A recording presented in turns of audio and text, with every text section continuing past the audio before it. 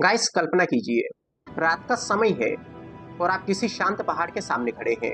चारों तरफ अंधेरा है, हवा ठंडी है और अचानक अचानक धरती कांपने लगती है।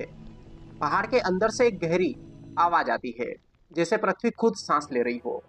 और फिर अचानक पहाड़ फटता है और उसके अंदर से लाल आग की नदी बहने लगती है। हम बात कर रहे हैं ज्वालामुखी की। अभी हम वोल्केनो के बारे में सिर्फ इतना ही जानते हैं कि इससे लावा निकलता है, धधकती आग निकलती है। लेकिन अगर मैं आपसे कहूं कि ब्रह्मांड में ऐसी भी दुनिया है जहां पर ज्वालामुखी आग नहीं बल्कि बर्फ उगलते हैं, जहां लावा की जगह आसमान में बर्फ के फव्वारे फटते हैं, जहां पानी पत्थर जैसा कठोर होता है, जहां पर ज्वालामुखी के कारण आकाश लाल आग से नहीं बल्कि जमी हुई गैसों से भरा है। और हम किसी साइंस फिक्शन मूवी की बात नहीं कर रहे हैं, ये सच है।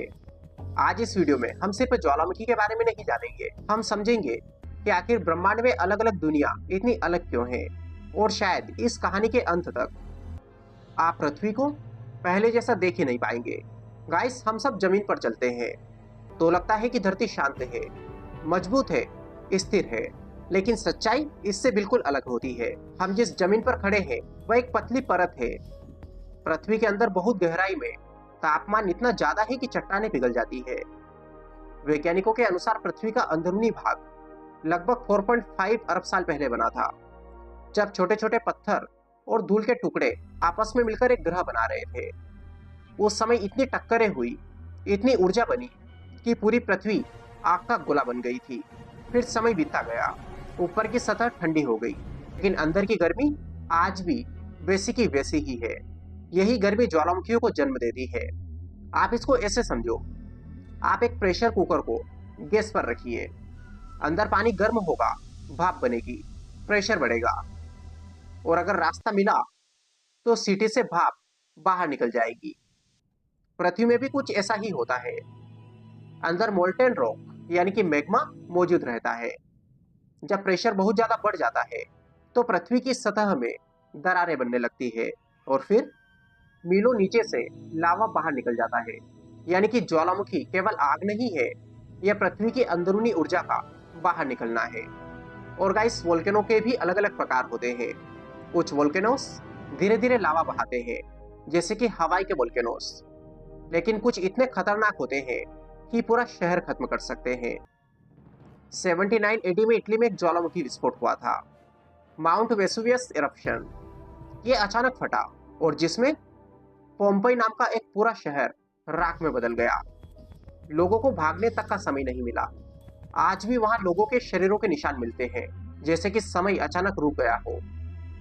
बहुत समय तक इंसानों को यह लगता था कि वोल्केनोस सिर्फ अर्थ पर होते हैं। फिर टेलीस्कोप बेहतर हुए, स्पेस मिशन शुरू हुए और हमारी सोच बदल गई। 1979 में नासा का वाइजर स्पेसक्राफ्ट जुपिटर के पास पहुंचा और वैज्ञानिकों ने उसके चंद्रमा लो की तस्वीरें देखी और सब हैरान रह गए। इस चंद्रमा की पूरी सरफेस पर वोल्केनोस थे, लेकिन ये पृथ्वी जैसे नहीं थे। वहां सल्फर उबल रहा था, पीले, नारंगी और लाल रंग के विस्फोट हो रहे थे, जैसे किसी एलियन दुनिया का दृश्य हो। आज इसी लो चंद्रमा को सोलर सिस्टम की सबसे वोल्केनिकली एक्टिव वर्ल्ड माना जाता है।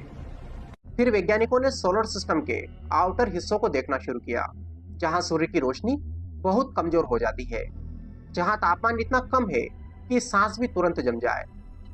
और वहां वहां उन्हें कुछ अजीब मिला, आइस वोल्केनोस। पहले तो ये नाम ही अजीब लगता है कि वोल्केनो और आइस दोनों एक साथ कैसे पॉसिबल है, लेकिन धीरे धीरे वैज्ञानिकों को समझ आया कि ये बिल्कुल संभव है। आप पहले एक बात समझिए, हम पृथ्वी पर पानी को लिक्विड रूप में देखते हैं, लेकिन आउटर सोलर सिस्टम में तापमान इतना कम है कि पानी पत्थर जैसा कठोर हो जाता है। यानी कि वहां बर्फ एक रॉक की तरह बिहेव करती है।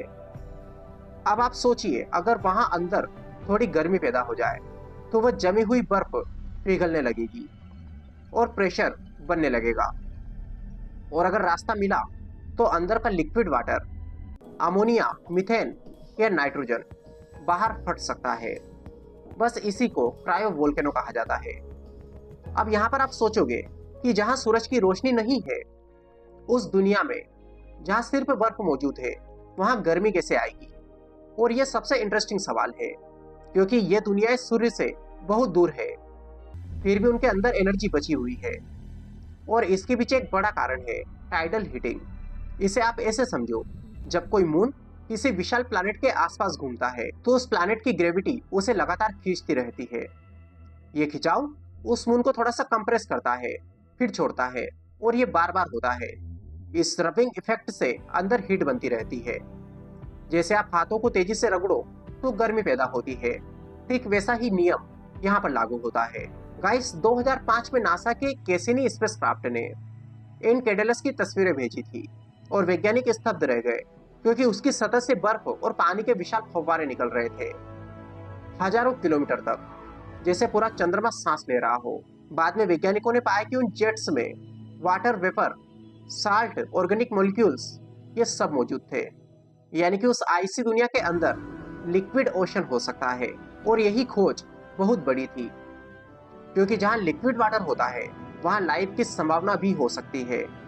और यहीं पर फिर एक और नाम आता है, यूरोपा, यानी कि जुपिटर का मून। यह भी वैज्ञानिकों के लिए रहस्य बना हुआ है, क्योंकि इसकी पूरी सरफेस मोटी बर्फ से ढकी है, लेकिन नीचे एक विशाल ओशन हो सकता है। कुछ वैज्ञानिक मानते हैं कि उस ओशन में अर्थ के सभी महासागरों से भी ज्यादा पानी हो सकता है।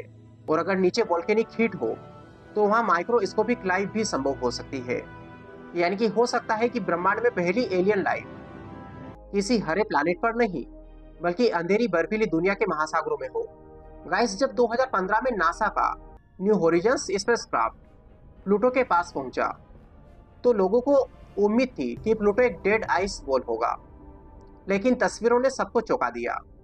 वहां स्मूथ प्लेन्स थी, आइस माउंटेन्स थे, और कुछ स्ट्रक्चर्स ऐसे भी थे जो क्रायो वोल्केनोस जैसे लगते थे।